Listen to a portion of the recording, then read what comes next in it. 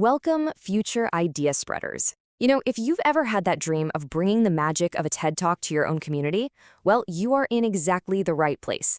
TEDx is all about giving those big ideas a local stage. But before you can spark that change, you gotta have a blueprint. So let's dive in and see what that looks like. And really, this quote gets to the heart of it all. This isn't just about putting on an event. It's about creating a platform for real inspiration, for real transformation. This is the why behind every single rule we're about to cover. The goal is always to create a space for ideas that truly matter. So you're fired up, you're ready to go. I get it. But hosting a TEDx event means you're joining this massive global community with a really powerful reputation to uphold. And that's where the rules come in. But here's the thing. Don't think of them as barriers.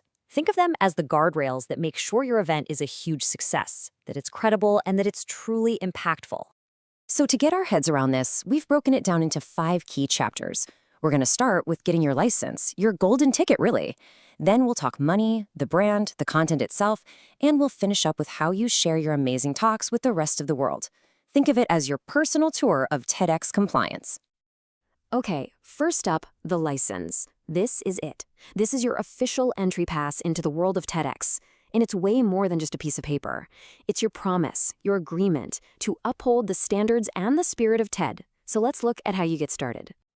The very first rule of licensing is you have got to plan ahead. I mean, way ahead. You need to apply at least 6 to 7 months before your event date. Because, the approval process itself can take a couple of months. Patience and planning are absolutely your best friends here.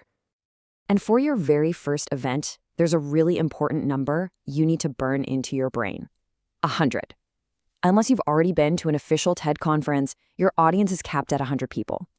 Now, this isn't to limit you, it's actually to make sure you can create an intimate, super high-quality experience right out the gate. All right, section 2. Let's talk about money. And this is a big one. The financial rules are all designed to keep the focus squarely on the ideas, making sure that every single TEDx event stays a nonprofit, passion-driven project. So let's break this down. What can you do? Well, you can get sponsorships, and if you get approval, you can charge up to $100 for a ticket. But crowdfunding? Nope, that's strictly off limits. You also can't use your event to fundraise for other charities, or, and this is so important, you can't pay your speakers. Every dollar has to go right back into making the event happen. And all of that brings us to the most important number in TEDx finance, 0. Zilch, nada. That is the target profit for any TEDx event. If, by some chance, you have money left over, it has to be reinvested into your next TEDx event. It's about breaking even, not breaking the bank. Section 3, the brand. The TEDx name carries a lot of weight, a lot of prestige. Using it correctly isn't just a suggestion, it's a fundamental part of your license agreement. It ensures that every event, all over the world, has that same credibility. So let's start with maybe the most important letter in the logo, the X. What does it even mean? Well, this single letter says it all. It tells the world that your event, while it's part of the TED family, is independently organized by local volunteers, people just like you.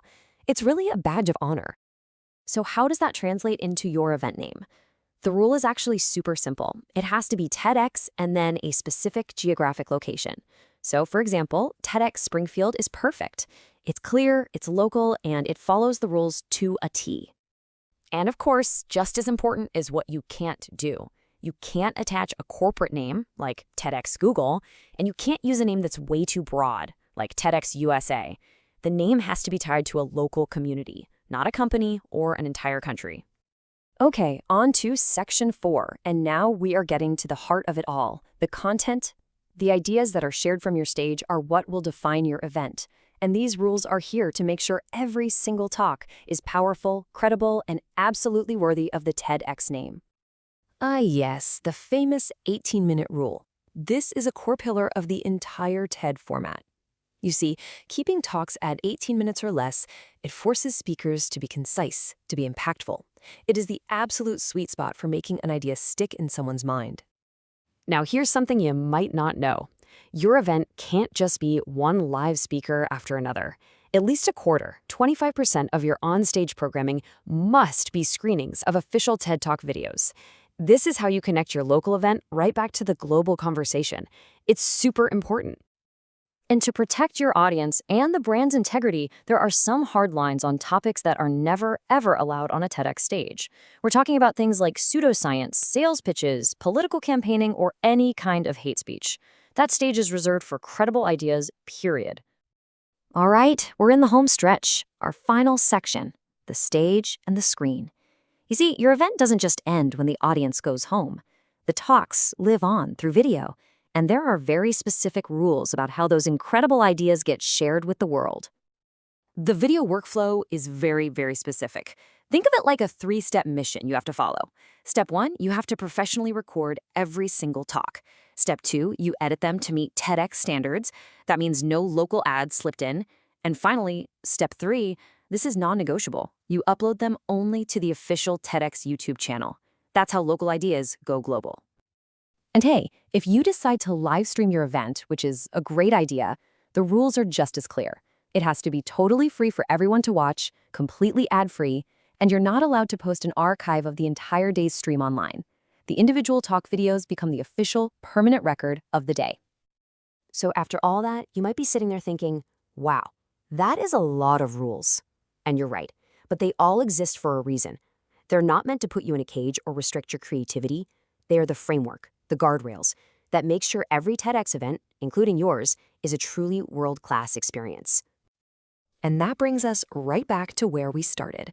Following these guidelines is how you become a trusted steward of the TEDx brand. It's how you protect the integrity of your own event. And it's how you make sure that every single minute is dedicated to what matters most, spreading ideas that have the power to change the world.